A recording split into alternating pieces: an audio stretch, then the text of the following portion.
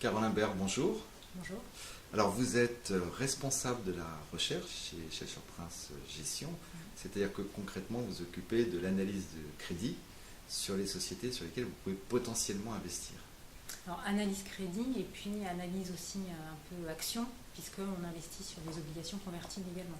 Alors en quoi consiste cette analyse? Alors j'allais dire notre objectif c'est d'évaluer le risque sur un émetteur.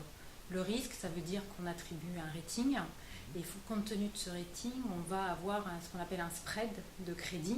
Et alors, soit c'est une nouvelle émission et auquel cas ça donne un pricing, une valorisation pour le gérant, soit c'est une émission existante et auquel cas on va voir s'il y a une distorsion dans le marché par rapport à cette valeur en principe théorique.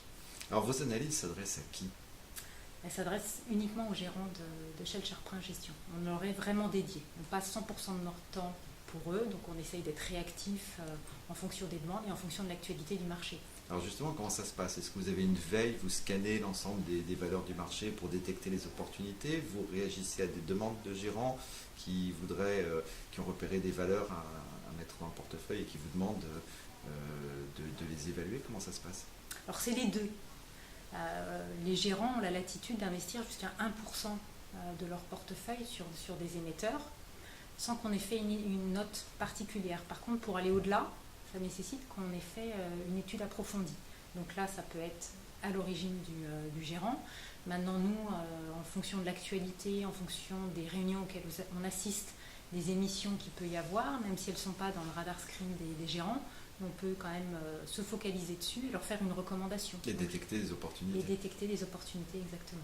Alors, ces analyses, c'est un préalable à l'investissement ou bien c'est quelque chose qui est entretenu, mis à jour? Est-ce que vous rescannez régulièrement les sociétés qui sont en portefeuille pour voir si le risque a changé Alors, je dirais que notre actualité, elle est peut-être moins, on va dire, moins dans l'instant qu'un marché action uniquement. On est des investisseurs quand même plus long terme, mais on va dire qu'on fait une mise à jour 2 fois par an s'il n'y a pas d'événement crédit particulier sur les sociétés. Et c'est essentiellement au moment des semestriels et au moment des résultats annuels. Maintenant, s'il y a une opération de croissance externe, s'il y a un rapprochement entre 2 sociétés, là, on va faire une mise à jour. Ou alors, en fait, dans le cadre moi, du suivi que je réalise avec Sébastien Barbe, qui est directeur de la gestion, l'idée, c'est qu'il y ait toujours au moins un analyste, un gérant, l'analyste Sébastien qui ait vu les différents émetteurs qui sont en portefeuille. Et lui aussi peut me dire, voilà, ça c'est un émetteur qu'on a en portefeuille, je me pose des questions mais dessus. Déclencher une alerte Et déclencher lui pour aussi savoir s'il faut le sortir alerte. des portefeuilles. Ouais. Et alors comment ça se passe concrètement? C'est que nos notes, on va les présenter aux gérants. Donc on a un comité d'analyse hebdomadaire. Donc le mercredi à 15h, on se réunit tous dans la salle de réunion et à la fois les analystes sur le crédit straight et aussi les gérants sur le crédit et les gérants convertibles. Et finalement, on passe en revue les différents dossiers que nous, on a étudiés. Et alors concrètement, comment ça se passe au niveau de la démarche d'analyse? Alors c'est un processus. Alors d'abord, nous, on a un modèle d'analyse propriétaire qu'on a développé. Mais il y a tout d'abord, un émetteur, ce n'est pas une entité dans l'absolu. Un émetteur, il a un environnement. Alors quand je dis un émetteur, c'est une société.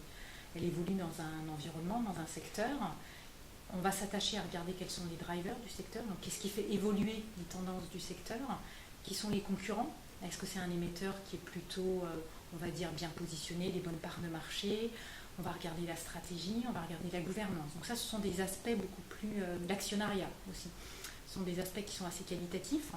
Et après, on a une phase plus quantitative, où là, on va aussi s'appuyer sur l'aide de nos contreparties. Donc, il y a beaucoup d'analystes qui sont spécialisés sur les secteurs. Donc, on s'abreuve, on va dire, de toutes les données des analyses pour avoir notre propre idée sur un émetteur. Et sur la base des comptes, que ce soit compte de résultats, bilan, tableau de flux, on va construire un modèle avec des perspectives à 5 ans. Et l'objectif, c'est de regarder en fonction des maturités qu'on a en portefeuille si, oui ou non, l'émetteur sera a priori capable de faire face à ces maturités, donc rembourser la dette sur laquelle on est positionné, dont on est porteur. D'une manière générale, il y a un consensus entre les chargés de recherche dans différentes sociétés de gestion, ou bien vous pouvez avoir des perceptions différentes les uns des autres? Alors si tout le monde avait le même avis, il n'y aurait pas de marché. Donc c'est ça justement qui fait la richesse. Et même, j'allais dire, en interne. Parfois, nous, on peut avoir un avis positif ou négatif et que le gérant, il ne partage pas tout à fait cette vision. Donc c'est l'intérêt aussi de la discussion, parce que notre objectif, c'est que le gérant, il ait vraiment tous les éléments en tête pour prendre sa décision d'investissement. Mais c'est lui qui prend la décision finale. C'est lui qui prend la décision finale. Et puis, ce que nous, on l'intègre, mais de façon un peu plus light, c'est qu'il y a des caractéristiques de marché, il y a des caractéristiques de profondeur de marché. Est-ce que c'est un titre qui est très liquide, pas liquide? Est-ce que c'est quelque chose qui a une maturité très court terme, plus long terme? Alors, nous aussi, on peut faire un rating qui soit court terme et un rating qui soit plus moyen long terme. C'est fonction aussi de la visibilité qu'on peut avoir sur un émetteur. Si je prends un exemple d'une société qui a des carnets d'ordre à plusieurs années, on va dire que c'est beaucoup plus facile que quelque chose où la visibilité est à 3 mois. Si je prends de la distribution, on a des visibilités à 3 mois, 4 mois, c'est plus compliqué d'avoir une vision long terme que quelque chose qui a des carnets d'ordre à 12, 18, 24 mois. Et pour donner un repère, vous avez dit que vous faisiez des analyses 2 fois par an, plus aussi les nouvelles opportunités. Ça représente combien de sociétés analysées chaque année? Alors on va dire que chacun, on émet à peu près 30 à 40 ratings par an. Donc c'est assez lourd. Mais alors, il y en a qui peuvent aller plus vite que d'autres. On a des fonds court terme. Si c'est de voir à 3 mois, 6 mois, s'il n'y a pas trop de sujets, ça va un peu plus vite que de construire un modèle à 5 ans. Et justement, construire un modèle à 5 ans, ça prend combien de temps? Ça nous prend... alors après, ça dépend de la... Alors, peut-être qu'il faut que je précise aussi, c'est que dans l'équipe d'analyse chez Shellshare, on est 3 aujourd'hui et on est organisé par secteur. Donc, il y en a un qui va suivre le pétrole, l'automobile, la pharmacie.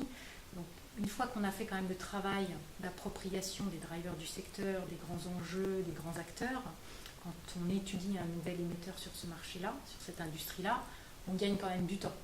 Donc, mais il nous faut une bonne semaine pour être un peu confortable quand même sur un émetteur. Carole Imbert, merci et à très bientôt sur Sphère économique.